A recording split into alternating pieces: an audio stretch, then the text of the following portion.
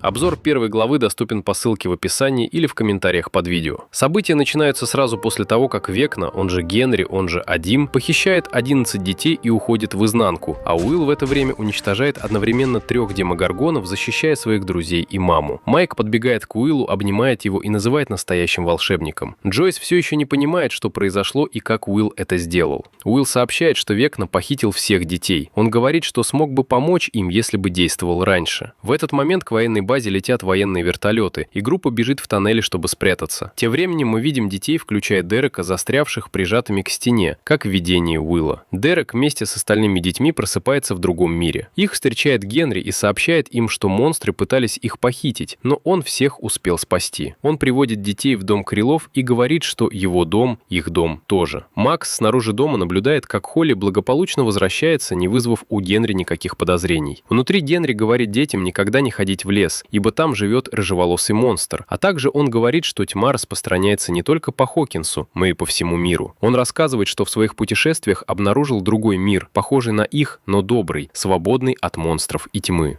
Он называет его светом. Затем он раскрывает истинную причину, по которой выбрал именно их. Генри говорит детям, что они особенные. Если они будут действовать вместе, смогут направить свою энергию так, чтобы свет достиг тьмы и изгнал ее. Таким образом, они спасут весь мир, включая их родителей. Холли поднимает руку и спрашивает, уйдет ли Генри снова, чтобы привести к ним других особенных детей. Генри уверяет ее, что больше никогда их не покинет. Он велит им поесть и отдохнуть, потому что завтра, 6 ноября, все начнется. Дети аплодируют, но на лице Холли видна тревога. На лаборатории в изнанке военные входят в комнату, где содержится Кали, она же 8. Военные обнаруживают, что она остается в заключении, но Хоппер и Оди сбежали. Пока лейтенант Акерс приказывает команде прочесывать территорию, чтобы найти их, доктор Кей обнаруживает, что присутствие Кали — это иллюзия, созданная ее способностями. Иллюзия рассеивается, поскольку Кали находится слишком далеко от базы и больше не может ее контролировать. Настоящая Кали уехала вместе с Оди и Хоппером на военном автомобиле. Майк, Джойс и Уилл находят в тоннелях раненого Лукаса, на которого ранее напал Демогоргон. Джойс обрабатывает его рану и рассказывает ему о том, как Уилл их всех спас. Узнав о способностях Уилла, Лукас сразу же называет его Уиллом Мудрым и говорит, что у них теперь есть вторая Оди. Если кто забыл, то Уилл Мудрый — это имя персонажа Уилла в «Подземелье и драконы», который был волшебником. Персонаж Майка — это Майк Храбрый, лидер группы. Персонаж Лукаса — Лукас Рейнджер, разведчик и рыцарь. Персонаж Дастина — Дастин Барт, обладающий обширными знаниями. Уилл объясняет Лукасу, что на самом деле у него нет собственных сил телекинеза, как у Оди. Он просто крадет их у коллективного разума. Чтобы использовать силы телекинеза, Уилл должен находиться рядом с Векной, демогоргонами или другими существами из изнанки. Ты можешь задать вопрос, когда Уилл получил эти силы. Все это произошло в первом сезоне, когда Уилла похитили в изнанку. Там ему давали таинственное органическое вещество с частицами истязателя разума. Лукас напоминает друзьям о том, что завтра 6 ноября, который, по его словам, возможно, станет днем начала плана Векны. Шоу на самом деле придает большое значение дате 6 ноября. 6 ноября 1959 года – день, когда Генри Крилл убивает свою семью. 6 ноября 1983 года – день, когда Уилла похищают. Джойс спрашивает у Уилла о том, сможет ли он снова подключиться к коллективному разуму, чтобы использовать его силы против Векны. Она говорит, что недооценка Уилла со стороны Векны – их главное оружие. Она говорит, что вместо того, чтобы сражаться с его армией, они смогут ударить прямо по нему. В изнанке Хоппер, Оди и Кали добираются до церковного кладбища, чтобы встретиться с Дастином, Нэнси, Джонатаном и Стивом. Как мы помним, Дастин просил Оди прийти к церкви, чтобы помочь вытащить машину Стива из стены. Оди упрекает Хоппера за его попытку самоубийства на военной базе. Хоппер говорит, что это всего лишь был аварийный план, но Оди не верит ему и утверждает, что Хоппер с самого начала собирался в одиночку уничтожить Векну, подорвав себя бомбой. Хоппер, Оди и Кали обнаруживают, что Нэнси, Джонатан, Стив и Дастин куда-то ушли. В это время Дастин, Стив, Джонатан и Нэнси прибывают в лаборатории Хокинса в изнанке. Дастин объясняет свою теорию. Он говорит, что та огромная стена, которую они видели, похитили, является барьером, созданным Векной с помощью темной магии, чтобы помешать им добраться до Холли и других детей. Однако, если его расчеты верны, то эта стена изнанки имеет энергетический щит, подпитываемый темной магией. Поскольку эпицентр стены находится в лаборатории, щит должен быть внутри нее, и если им удастся уничтожить генератор, то они смогут разрушить стену и спасти Холли. Когда они добираются до лестничных пролетов лаборатории, Нэнси заявляет, что она и Джонатан пойдут исследовать верхние этажи, а Дастин и Стив будут исследовать нижний этаж, чтобы как можно быстрее найти генератор. В доме Генри, пока дети беззаботно играют, смотрят телевизор и поедают сладости, Холли тайком уходит из дома и идет в лес. Там она встречает Макс. Макс спрашивает ее, зачем она пришла сюда. Холли рассказывает Макс о том, что ранее говорил Генри. Холли считает, что Генри хочет создать другой мир, уничтожив настоящий мир, и что им нужно выйти отсюда, так как без Холли воплотить его план ему не удастся. Вдруг они слышат треск ветки и обнаруживают Дерека, который прятался за бревном. Дерек говорит им, что он знает про Векну, а затем рассказывает о том, что ранее помогал Майку, Уиллу и остальным вытащить детей из военной базы в Хокинсе. Дерек объясняет, что видел выражение лица Холли, когда Генри говорил ту речь, и сразу понял, что она поняла, что он лжет. Поэтому он последовал за ней. Дерек хочет пойти с ними. Холли говорит, что он не может присоединиться к их путешествию, но может помочь им сбежать. Внутри здания радиостанции Джойс объясняет команде, что им нужно создать еще одно устройство, подобное телеметрическому маячку, чтобы связаться с Дастином и остальными, и, возможно, они уже нашли Холли. Майк говорит ей, что только Дастин знает, как создать это устройство. Зайдя в тупик, группа делает перерыв, чтобы перекусить и все обдумать. Лукас готовит попкорн в микроволновке, а Эрика замечает старую газетную вырезку, на которой запечатлен юный Дастин вместе со своим учителем естествознания Скоттом Кларком. Внезапно у обоих брата и сестры происходит озарение, и они бегут к группе, чтобы рассказать им. Эрика объясняет, что раз мистер Кларк научил Дастина всему, что тот знает, то он сможет создать новый телеметрический маячок. Лукас вспоминает, как компания нагревала одержимого Билли, брата Макс, в сауне общественного бассейна, чтобы нанести урон истязателю разума в 3-м сезоне. Лукас говорит, что если пропустить электричество через радиовышку станции в тушу Демогоргона, спящие частицы активируются, и Демогоргон проснется. Это позволило бы Уиллу подключиться к разуму Векны. Джойс предлагает попробовать оба варианта одновременно. Внутри лаборатории Хокинса в изнанке Дастин и Стив находят радужную комнату, которую мы видели в 4-м сезоне. Дастин и Стив слегка ссорятся, и Дастин оставляет Стива в крыле, а сам отправляется осмотреть подвал. Не лучше обстоят дела и между Джонатаном и Нэнси, которые обыскивают верхние этажи. Джонатан упрекает Нэнси за ее холодность по отношению к нему и думает, что это из-за Стива. Нэнси отмахивается и говорит, что дело не в Стиве. Джонатан говорит, что им нужно быть честными друг с другом. Нэнси отвечает встречным вопросом, спрашивая, был ли сам Джонатан всегда честен с ней. Джонатан колеблется, но затем говорит, что он всегда был честен с нею. Нэнси понимает, что Джонатан врет и уходит. Когда Нэнси уходит, Джонатан достает кассету Джона Колтрейна с помолвочным кольцом внутри, которую ему ранее дал Мюррей. Затем Джонатан замечает деформированную дверь с расплавленной ручкой. Он пытается ее открыть, но ручка ломается. Джонатан пытается выбить дверь, используя весь свой вес. Когда ему удается открыть дверь, он и Нэнси видят лестницу, ведущую вверх. Неподалеку от церкви Хоппер использует рацию, чтобы связаться с Дастином. Внутри церкви Оди извиняется перед Калли за то, что не пыталась узнать, все ли с ней в порядке. Калли признается, что она всегда знала о существовании Генри, но не знала, что он все еще жив. Оди просит Калли помочь найти Генри и победить его раз и навсегда. Тогда они смогут наконец начать нормальную жизнь. Но Калли называет это лишь мечтой. Калли говорит, что убийство Генри не решит все их проблемы, а затем рассказывает обо всем, что с ней произошло. Военные из лаборатории доктора Кей нашли банду Калли в Чикаго, убили ее друзей Акселя, Доти, Фаншайна и Мика, которых мы видели во 2-м сезоне, а затем схватили саму Калли. Ей побрили голову, привязали к столу и в течение неопределенного времени накачивали сильными препаратами. Доктор Кей ежедневно выкачивала у нее кровь. Вначале Калли думала, что, возможно, доктор Кей мстит ей за что-то и поэтому мучает ее, но через некоторое время она поняла, что дело было не вместе. Доктору Кей нужна была лишь кровь Калли.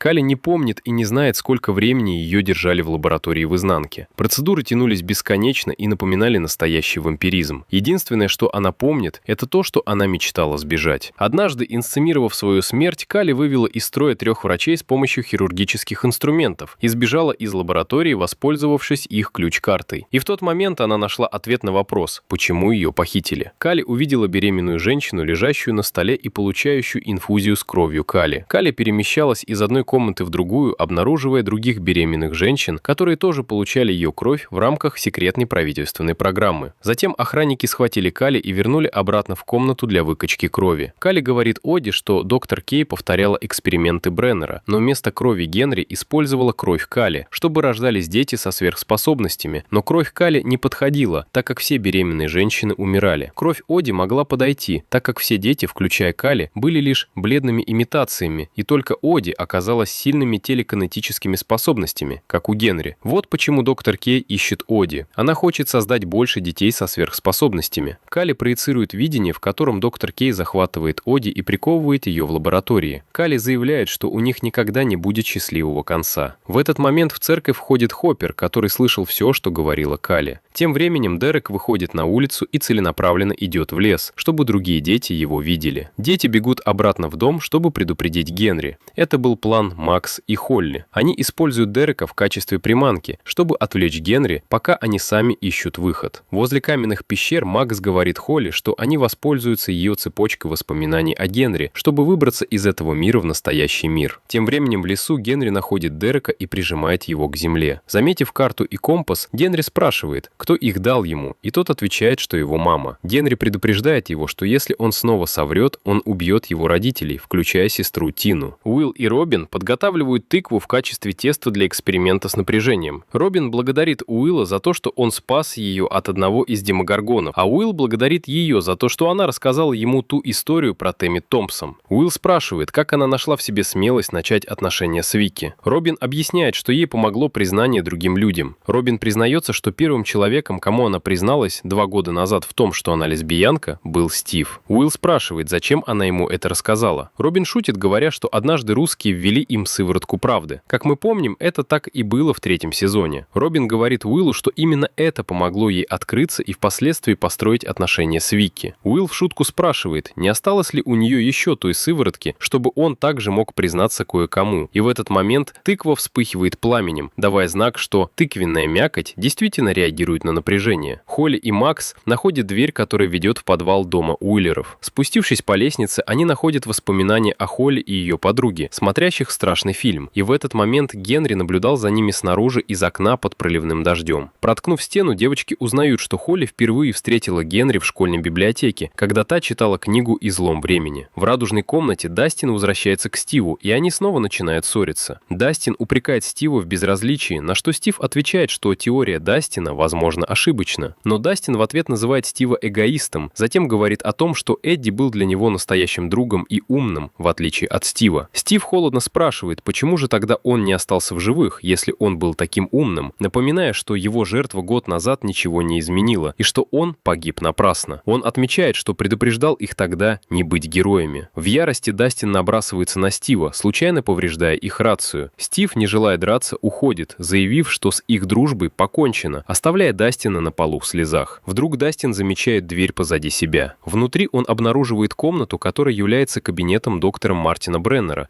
где на доске висит карта, напоминающая карту, нарисованную ранее самим Дастином. Наверху Нэнси и Джонатан продолжают исследовать комнату, которую они ранее нашли. Они размышляют, могла ли здесь быть ядерная вспышка, которая расплавила здание, но затем замечают, что воздух слишком чистый. Они приходят к выводу, что бы ни случилось, здесь явно замешана темная магия. Макс и Холли попадают в воспоминания о том моменте, когда ее учительница увидела, как Холли разговаривает с Генри на школьной площадке. Холли замечает ошибку в воспоминании. Карусель имеет неправильный цвет. Используя кочергу, Холли бьет по основанию карусели и находит воспоминания о том, как Демогоргон ворвался в их дом, чтобы похитить ее. Девочки пролезают через образовавшееся отверстие. На радиостанции Майк подключает к Демогоргону электрические провода. Уилл садится на землю, готовясь подключиться к коллективному разуму, и благодарит свою маму за поддержку. Робин вбегает в сарай и начинает увеличивать напряжение до половины, слегка оживляя Демогоргона. Уилл погружается в разум Генри и видит детей, которых Генри похитил. Генри говорит детям, что Холли похитил рыжеволосый монстр. Уилл говорит, что Холли убежала с Макс, шокируя Лукаса. Макс и Холли достигают воспоминания, где Демогоргон нападает на Карен, маму Холли, а затем утаскивает Холли в изнанку. Холли понимает, что она была трусливой и никак не помогла своей маме. Они доходят до входной двери, за которой открывается красная изнанка, где Макс ранее видела портал выхода. Прежде чем они успевают войти в дверь, дверь захлопывается, а электричество в доме начинает пульсировать. Появляется Генри. Девочки девочки бегут в гостиную. Макс разбивает окно кочергой, а в это время Генри превращается в Векну. Векна говорит, что узнал об их плане от Дерека, которому ранее угрожал в лесу. Векна хватает Макса за шею и начинает душить ее. Холли, парализованная страхом, кричит, умоляя Генри остановиться. В настоящем мире сердце Макс останавливается, но затем ее пульс резко возвращается. Подсознание Векны захватывает Уилл, освобождая Макс из его хватки. Затем Уилл ломает Векне правую ногу. Уилл говорит через Векна, чтобы Макс и Холли убегали. Холли и Макс убегают. Векна исцеляет свою ногу и принимает облик Генри, а затем заставляет Уилла покинуть его разум. Он отбрасывает Уилла и лишает его сознания в настоящем мире. Робин выкручивает подачу электричества на Демогоргона на максимум, чтобы разорвать связь Векны и Уилла. В изнанке Нэнси и Джонатан выходят на крышу лаборатории Хокинса. Освещая пространство фонариками, Нэнси замечает странные узоры в небе. Джонатан отламывает трубу и бросает ее в воздух, и они видят сферу, искрящуюся электричеством. В кабинете Бреннера Дастин через свою ранее поврежденную из-за драки со Стивом рацию слышит голос Джонатана, сообщающий, что они нашли генератор щита. Дастин пытается предупредить Джонатана, чтобы тот ни в коем случае не трогал сферу и ничего с ней не делал, а затем мчится к лестнице. Однако рация Дастина сломана, и Джонатан и Нэнси не понимают, что говорил Дастин. Нэнси заряжает дробовик, а Дастин кричит в свою сломанную рацию, говоря, что он ошибся насчет генератора щита и что его уничтожение приведет к гибели всех. Нэнси стреляет из дробовика, а Дастин сталкивается со Стивом на лестнице. После того, как Нэнси выстрелила в сферу, вначале ничего не происходит, но через пару минут огромная масса энергии начинает накапливаться в сфере, искрящейся электричеством, а затем сфера взрывается и лишает Нэнси и Джонатана сознания. Стив спрашивает у Дастина, что произошло, и Дастин объясняет, что после изучения старого дневника Мартина Бреннера, того самого ученого из первого сезона, он понял, что его теория об изнанке была ошибочной. Так называемый генератор щита на самом деле является экзотической материей. Стену создал не Векна, это сделала наука. Дастин говорит, что за большой стеной находятся не похищенные дети, а черная дыра. Там нет ни Холли, ни других детей. Там никого нет, только пустота, способная полностью уничтожить человечество. Дастин говорит, что изнанка — это червоточина, мост между двумя мирами. В это время волны взрыва сферы расходятся по всей изнанке, достигая даже стены, рядом с которой находятся Хоппер, Оди и Калли. На стене появляется отверстие, и мы видим саму червоточину. Троица, используя силы Оди для защиты, пробирается к порталу, открывшимся из-за летящих обломков. В Хокинсе Эрика и Мюррей стучат в дверь Скотта Кларка, умоляя его сделать телеметрический маячок. Скотт поначалу отказывает им, но меняет мнение, когда Эрика говорит, что его лучшему ученику, Дастину, грозит опасность. Макс и Холли бегут прямо к пещере после того, как Уилл спас их. Векна, хромая, подходит к пещере. Векна утверждает, что понимает, что Холли считает Макс своей подругой, но она обманывает ее. Холли кричит, что не верит ему и называет его монстром. Векна говорит, что если она сейчас не пойдет с ним и не присоединится к другим детям, ему придется навредить Макс и, возможно, даже убить ее. Макс, насмехаясь, называет Векну трусом, говоря, что он боится пещеры. Векна говорит Холли, что когда ее подруга начнет страдать, ей придется решить, вернуться ли к нему или смотреть, как умирает ее новая подруга, а затем он уходит. Наступает 6 ноября. Уилл все еще без сознания. Лукас, Майк и Робин размышляют, почему Уилла до сих пор не отключили от коллективного разума. Также они рассуждают о словах Уилла о том, что Макс находится вместе с Холли. Робин, используя пластинки как наглядное пособие, говорит Майку и Лукасу, что, возможно, Уилл, Макс и Холли находятся не в коме, а Векна просто ввел их в транс. Если Макс вернется в свое физическое тело в больнице Хокинса, то, придя в сознание, она расскажет группе, где находятся Холли и остальные дети. Майк отправляет Лукаса и Робин в больницу и ждать, пока Макс проснется. Оса вместе с Джойс остается присматривать за Уиллом. Уилл пробуждается в изнанке, внутри библиотеки Хокинса, в том самом месте, откуда его забрали 4 года назад. Связанный щупальцами, Уилл видит Векну, который медленно к нему приближается. Векна спрашивает Уилла, помнит ли он это место. Векна напоминает Уиллу, что он был его сосудом, шпионом и архитектором. Векна говорит Уиллу, что тоннели, которые как будто сформировались сами по себе в Хокинсе, на самом деле создавал Уилл каждую ночь, пока спал в 1984 году. Векна говорит, что Уилл был для него идеальным шпионом, и что ему предстоит последний раз выступить шпионом, так как он хочет найти физическое тело Макс в настоящем мире. Уилл пытается сопротивляться, но Векна говорит, что чем больше он сопротивляется, тем сильнее будет боль. Внутри пещеры Холли говорит, что им нужно найти новый путь к выходу. Макс думает, что разумом Векны в тот раз завладел не Уилл, а Оди. Холли спрашивает Макс, есть ли у нее теория, почему Генри так боится заходить в пещеры. Макс объясняет, что это место создано из воспоминаний Генри, включая саму пещеру. Она предполагает, что пещера — это воспоминание, с которым Генри не хочет сталкиваться, какое-то травматичное воспоминание. Но проблема в том, том, что внутри пещеры нет ничего по-настоящему пугающего. Полной решимости Холли отправляется на поиски другого выхода, и Макс неохотно следует за ней. Макс и Холли бродят по пустыне. Сначала все кажется безнадежным, но затем Холли достает увеличительное стекло своего телескопа и замечает на крышке телескопа отличительный знак. При ближайшем рассмотрении она понимает, что он похож на гигантскую дыру, через которую они вышли из пещеры. Она сразу идет на прежнее место. Возвращаясь к пещере, Холли точно позиционирует себя там, где крышка телескопа совпадает с входом в пещеру. Внезапно земля под Холли обваливается, открывая проход с лестницей. Макс успевает схватить Холли, не давая ей упасть. Лукас в больнице заходит в палату Макс и включает Кейт Буш, пытаясь ее разбудить, и замечает, что тело Макс начинает дергаться. В это время Робин рассказывает своей девушке про изнанку, демогоргонов и Векну. Разозленная Витти считает, что Робин ей врет. Спустившись вниз, Макс и Холли идут по следу крови и находят раненого ученого с пистолетом и портфелем в руках. Мужчина кричит кому-то, чтобы тот не подходил. Появляется юный Генри Крилл в форме бойскаута и предлагает свою помощь мужчине. Он пытается успокоить мужчину, но тот стреляет Генри в левую руку. Генри быстро вырывает у мужчины пистолет, а затем убивает его камнем и забирает портфель. Чуть позже мы узнаем подробности, почему Генри так боится этой пещеры. Холли задает себе множество вопросов. Почему мужчина стрелял и стало ли это причиной, по которой Генри стал злым? Макс отвечает, что не знает, и главное сейчас — найти выход. Макс начинает разгребать камни у обрушенной стены и внезапно слышит музыку Кейт Буш. Это знак, что они близко к порталу выхода. Им удается расчистить проход, который выводит их через стену пещеры в красную изнанку. То самое место, откуда Макс уже почти выбралась раньше. На радиостанции Джойс и Майк встречают Хоппера, Оди и Калли, которые приезжают на угнанном катафалке. Оди знакомит Калли с Майком. Хоппер обнимается с Джойс. Все заходят внутрь дома, и Оди замечает, что Уилл спит и не реагирует. Джойс просит Оди помочь разбудить Уилла. Оди садится в диджейскую будку, чтобы отправиться в пустоту и найти сознание Уилла, а Калли внимательно за ней наблюдает. Хоппер разговаривает с Майком и называет Дастина, Стива, Нэнси и Джонатана группой дураков за то, что они даже не оставили записку, чтобы сообщить, куда они ушли. Появляется Калли и сообщает, что Оди не удается найти Уилла. Хоппер спрашивает, является ли Калли экспертом по Оди, ведь они познакомились всего день с половиной назад. Калли говорит, что она знает Оди лучше его, так как они росли вместе. Хоппер напоминает о словах Калли, в которых она говорила Оди, что убийство Векна не решит их проблем, чем шокирует Майка. Внезапно свет в комнате начинает мерцать. Группа возвращается наверх и находит раздраженную Оди, которая не может найти Уилла. Хоппер предлагает использовать их самодельную камеру сенсорной депривации, чтобы усилить способности Оди. После подготовки резервуара Хоппер успокаивает Джойс, уверяя, что Оди все исправит и разбудит Уилла. Джойс терзается чувством вины, ведь это была ее идея использовать силы Уилла против Векны. Каждое ее решение теперь кажется неправильным. Хоппер напоминает ей, что для родителей это неизбежно. Постоянное ощущение, что любой выбор может оказаться ошибочным. В гостиной Майк разговаривает наедине с Оди и поднимает тему слов Калли, сказанных ранее Оди. Убийство Генри на самом деле ничего не решит. Оди не хочет обсуждать это, но Майк настаивает, говоря, что друзья не лгут друг другу. Тогда Оди признается, что доктор Кей перезапускал программу Бреннера по экспериментам над детьми. Доктор Кей хочет создать новых номеров, детей со сверхспособностями. Майк предлагает убить Векну, уничтожить лабораторию и вместе с ней доктора Кей, но Оди указывает на более серьезную проблему. В ней самой есть кровь Генри, а значит, используя ее кровь, правительство будет пытаться создавать новых детей со сверхспособностями, и может появиться еще один ребенок, похожий на Генри, который снова будет угрожать миру. Майк напоминает, что военные всегда будут охотиться за ней. В этом нет ничего нового. Он говорит Оди, что когда все закончится, они смогут сбежать в другую страну и обрести свой счастливый финал. Оди отвечает, что реальная жизнь — это не игра в подземелье и драконы. Майк возражает и говорит, что они напишут этот финал вместе. Калли подслушивает их разговор. Оди погружается в импровизированный резервуар с водой, и на этот раз ей удается найти Уилла, и с помощью своих сил она освобождает его от лоз. Уилл рассказывает Оди, что Векна использовал его как шпиона, чтобы узнать, в какой больнице находится тело Макс. Оба приходят в себя в реальности и сообщают группе, что Векна намерен убить Макс и что им нужно срочно ехать в больницу. В изнанке Дастин и Стив размышляют, почему экзотическая материя стабилизировалась, а не разрушила все вокруг. Они доходят до лестничного пролета, разрушенного слизью, где образовалась большая пропасть. Найдя лестницу в кладовой, Стив решает использовать ее, чтобы перебраться на другую лестницу, несмотря на ее неустойчивость. Дастин, всколыхнутый воспоминанием о жертве Эдди Мансона, рыдает и умоляет Стива не рисковать жизнью. Когда они обнимаются, лестница срывается и падает в пропасть. Тем временем Джонатан просыпается и видит, что все вокруг поглощается белой жидкостью. Он будит Нэнси, и вместе они пытаются открыть дверь, но ручка тает в руке Джонатана. Нэнси отламывает ножку стула и пытается пробить дверь, но это лишь заставляет слизь хлынуть сильнее и заполнять комнату еще быстрее. Они забираются на стол в центре комнаты, чтобы удержаться на плаву, и кричат о помощи. Понимая, что им возможно конец, Нэнси признается, что ненавидит группу The Clash, любимую группу Джонатана. Джонатан признается, что так и не подал документы в колледж Эмерсон. В ответ Нэнси рассказывает, что в прошлом году избегала встреч с ним во время весенних каникул, так как хотела свободы и побыть одной. Замечая ревность Джонатана, Нэнси отмечает, что хотя Стив и хороший парень, его представление о семейной жизни не совпадает с ее будущим. Стив хочет 6 маленьких наггетсов, то есть большую семью, а Нэнси нет. В последнем признании Джонатан раскрывает, что спрятал помолвочное кольцо в кассете Джона Колтрейна, надеясь, что это сможет исправить их отношения. Он спрашивает Нэнси, согласится ли она не выходить за него замуж, и Нэнси со слезами говорит «да». Они понимают, что пытались насильно удержать отношения, которым не суждено было сложиться. Джонатан выбрасывает кольцо, но оно приземляется на уже затвердевшую слизь. Жидкость окончательно застывает, и они понимают, что их жизни больше не в опасности. Джонатан пытается выбить двери, но Нэнси просит остановиться, так как он может получить травму. Внезапно стены начинают сильно дрожать, и вскоре через образовавшийся проход появляются Стив и Дастин, чтобы освободить их. Дастин показывает всем дневник доктора Бреннера 1983 года. Также Нэнси и Джонатан узнают печальную новость. Холли нет на другой стороне стены. В больницу прибывают солдаты. Робин пытается улизнуть, но 2 охранника загоняют ее в угол коридора. Они намерены отвезти ее в тюрьму. Внезапно свет больницы начинает мигать, и Вики замечает Демопса, приближающегося из-за угла. Монстр бросается на охранников, убивая их. Робин и Вики бегут прочь. Робин сразу понимает, что Демопсы пришли за Макс. Через громкоговоритель Робин предупреждает Лукаса, что Демопсы идут за Макс, и сообщает, что они с Вики будут ждать его в подвале больницы, чтобы выбраться на парковку и уехать вместе. Лукас, неся тело Макс и магнитофон с включенной музыкой Кейт Буш, бежит к лифту. Один из Демопсов бросается на него, но Лукас пинает его в сторону, и двери лифта успевают закрыться. В подвале Лукас встречается с Робин и Вики, все еще держа без сознания Макс. Робин замечает, что дверь выхода из подвала заперта. Демопсы выламывают дверь комнаты, где они прячутся. Вики извиняется перед Робин за то, что не верила ей. Робин в ответ извиняется за двойную жизнь и обещает сводить ее в ресторан, когда все закончится. Пока Демопсы обыскивают помещение, Робин говорит Лукасу, что нужно выключить музыку, но он отказывается. Демопсы учуяли их запах, и ребята понимают, что конец близок. В этот момент одна из стиральных машин запускается, привлекая внимание существ. Демопсы приближаются к сушильной машине, но внутри оказывается кислородный баллон, который взрывается, уничтожая всех демопсов разом. Подростки поднимаются из-под обломков и видят, что их спасла Карен, мама Майка.